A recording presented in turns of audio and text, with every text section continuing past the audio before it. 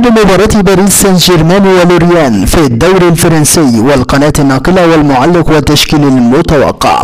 متابعينا الكرام، في البداية ما تنسوش تدعمونا بلايك للفيديو والاشتراك بالقناة وتفعيل زر الجرس.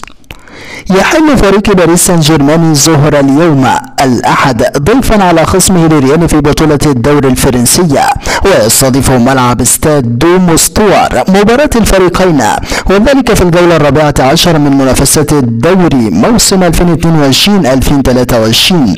ويحتل باريس سان جيرمان حاليا صدارة الدوري الفرنسي برصيد 35 نقطة، في حين يتواجد لوريان في المركز الرابع برصيد 27 نقطة.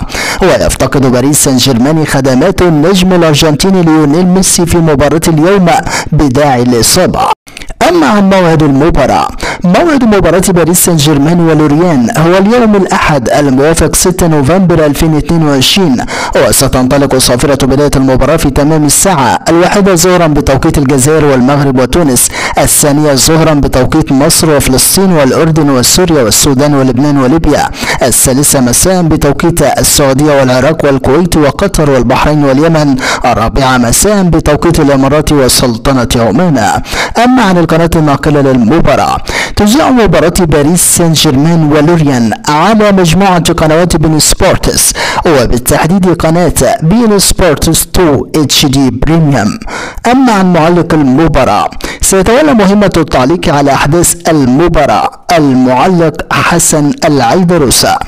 أما عن تشكيل باريس سان جيرمان المتوقع أمام لوريان، فمن المتوقع أن يكون التشكيل كالآتي: في حراسة المرمى دوناروما، في خط الدفاع أشرف حكيمي، راموس، ماركينوس، ميدينيز، في خط الوسط فيتور فيريرا، فيراتي، سولير، في خط الهجوم سرابيا، امبابي، نيمار.